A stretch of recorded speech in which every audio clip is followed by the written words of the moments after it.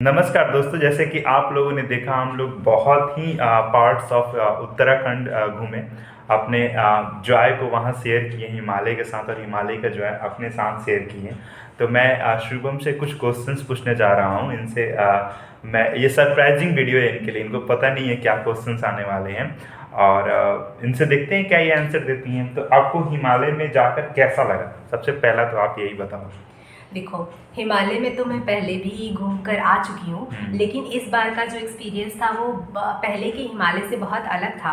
क्योंकि पहले मैं जब गई थी हिमाचल में तो वहाँ पे मुझे खुद से ही स्पिरिचुअलिटी को बुनना पड़ता था। बट उत्तराखंड के हिमालयाज़ में ट्रैवल करके ऐसा लगा कि सदियों से शंकराचार्य जी द्वारा जो चीज़ शुरू की गई थी उसी के पथ पे हम मूव कर रहे हैं। तो मैं तो बाइक पे, आपको याद होगा, यही सॉन्ग भी सुनती थी कि भज गोविंदम भज गोविंदम भज गोविंदम मूड मते, हे मूर्ख तुम क्या कर रहे हो, सिर्फ गोविंद को भजो। और उसके बाद उन्होंने, ये हमारी किताब भी थी, जैसे ट्रैवलिंग में हमेशा एक बुक मेरे पास होती है, तो भज गोविंदम को एक बहुत अच्छे ऋषि ने एक्सप्लेन किया है, तो वो मैं पढ़ती रहती थी और उसके साथ ही मूव करती थी। मुझे लगता था कि इतनी पुरानी परंपरा जो 8वीं शताब्दी से चली आ रही है, मैं भी उसका एक हिस्सा बन रही हूँ। तो इसके साथ ही आपको हिमाचल की पहाड़ी और उत्तराखंड की पहाड़ी दोनों में मतलब फंडामेंटल डिफरेंसेस क्या लगे? वैसे तो अलग अलग ही होगा, लेकिन वो दोनों ही हिमाद्री के पार्ट हैं, दोनों ही हिमाचल के पार्ट हैं, दोनों ही लाइक लोअर हिमालय के पार्ट हैं। तो आपको बेसिक डिफरेंसेस क्या लगा? ये बहुत ही अच्छा क्वेश्चन है, क्योंकि जब मैं किन्नौर में गई थी तो वहाँ तो हिमाद्री भी खत्म हो जाता है, ट्रांस हिमालयाज स्टार्ट हो जाते हैं। तो वहाँ पे तो बहुत नेकेडनेस आ जाता है, पूरा एकदम रेगिस्तान टाइप का। तो वहाँ पे इंसान शून्य हो जाता है, एक्सट्रीम शून्य। वो भी भाव अलग है, बुद्धिज़्म वहाँ पे आपको प्रोमिनेंटली मिलेगा। लेकिन हिमाद्री में ऐसा कहीं नहीं हुआ कि मैं शून्य हुई।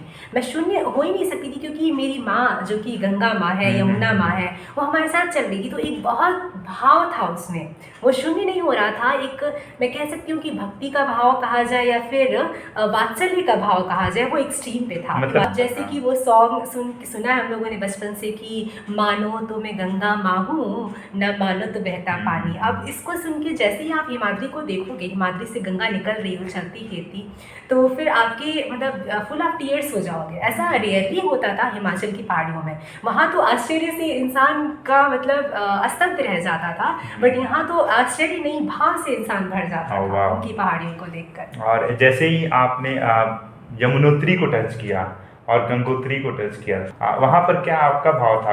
यमुनोत्री और गंगोत्री तो मतलब ऐसे लगा कि नदियों का बचपन। इस पे तो मैंने एक कविता भी लिखी है, वो शायद मैं नेक्स्ट टाइम आपको बता सकूं, कि जैसे हमारा बचपन होता है वैसे हमारी खुद की माँ का भी बचपन था, जिसको हम नहीं देखते। हमेशा हम उनको बहुत मतलब बड़े रोल में देखते आए हैं कि वो बड़ी हैं। वैसे ही गंगा माँ को प्लेन्स में रहने वाले लोग नदियों को बहुत बड़े रूप में देखते हैं, और ऐसे मतलब लगता है कि चलो ये तो बहती आ रही हैं। बट आप उसका बचपन देखते हो और फिर उनके भी माँ बाप को देखते हो, जो कि पर्वत है, पहाड़ है, बड़ी बड़ी हिम श्रृंखलाएं, जिसको ग्लेशियर्स कहा जाता है। तो Yamunotri and Gangotri one of the prominent glaciers है हमारे, और वही उनके मदर और फादर हैं। और फिर ये पता चला कि सोर्स एक नहीं होता है। जैसे कि आपको लगेगा कि गंगोत्री एक जगह से निकल रही है, ऐसे नहीं, बहुत जगह जगह से थोड़ा थोड़ा बर्फ पिघल पिघल के नदियों को फॉर्म कर रहा है, और वो नदी कैसे बहुत सारी नदियों को समेटती हुई। और गंगोत्री और यमुनोत्री जो कि आपस में, मतलब हम लोग तो यमुनोत्री से गंगोत्री लगभग हर्षिल वैली एक ही दिन में ट्रैवल कर लिए,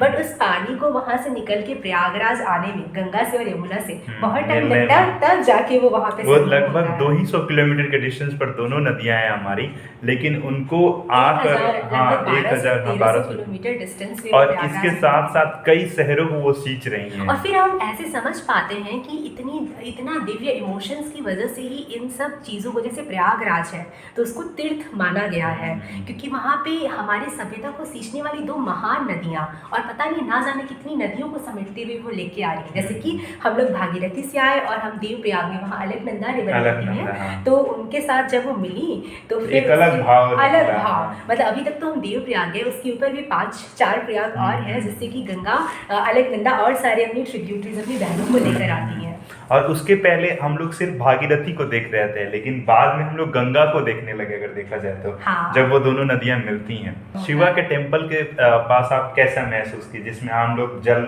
लेने गए थे? हाँ। Temple, Koteshwar temple, Koteshwar temple. तो उसकी ट्रैकिंग थोड़ी सी थी और उस समय पे मतलब मिसफॉर्चुनेट है, ये अनफॉर्चुनेट है हमारे लिए कि उत्तराखंड में आग लगी हुई थी। तो ये तो मतलब शायद हम लोगों ने अपने वीडियो में दिखाया भी है कि एक जगह रास्ता था जहाँ से बहुत खतरनाक था, ऐसे पतला रास्ता था, नीचे बहुत नीचे भागीरथी गंगा बह रही थी, भागीरथी बह रही थी और ऊपर पहाड़ी था, तो बाइक भी नहीं जा सकता था और वहाँ पे पीछे पूरा आग लगा है, मतलब कि एक तरफ आग एक तरफ खाई ऐसी वाली स्थिति थी। बट हम लोग को लगा, तो अभिषेक बोले कि हम देवप्रयाग चलते हैं, बट ईश्वर टेम्पल जो था उसको जब मैंने ऊपर से देखा ना, तो ही मुझे लगा कि मंदिर ऐसा ही होना चाहिए। और फिर उसको देखने के बाद मुझसे नहीं रह गया, भले 35 किलोमीटर हम लोग छोटा सा ही क्रॉस करना था। 1.5 किलोमीटर, 1 से 1.5 किलोमीटर को डिस्टेंस को ट्रैवल करने के लिए 35 किलोमीटर 5 पहाड़ियां क्रॉस करके और भाव उमड़ गया था, जैसे लोग के अंदर केदारनाथ और बद्रीनाथ का भाव, मतलब जैसे कि हम यंगस्टर्स बाहर जा रहे हैं आजकल टेम्पल्स में, लेकिन फिर भी मुझे जहाँ बहुत भीड़ होती तो वहाँ पे उतना मतलब आप कनेक्ट नहीं कर पाओ, लेकिन ऐसे टेम्पल में जहाँ पे आप सच में मेडिटेट कर पाओ, क्योंकि बनारस में भी उत्तर वाहिनी गंगा है और वहाँ पे भी कोटेश्वर टेम्पल में उत्तर वाहिनी गंगा है, तो वहाँ भी वो पवित्रता आपको मिलती है। और वहाँ जाके आप घंटों, मतलब शंकर भगवान का आप दर्शन, हम दोनों शंकर भगवान के पास वहाँ जो शिवलिंग है वो भी अलग थी, उसके पास बैठ के घंटों मेडिटेट किए, no one disturbed us there, और बहुत सुकून, बहुत। वहाँ पे हम लोग को एक विमेन मिली थी, she was like she was telling us about natural healing, कि किस तरीके से प्राकृतिक तरीके से हम अपने तन को, मन को, सबको शुद्ध कर सकते थे।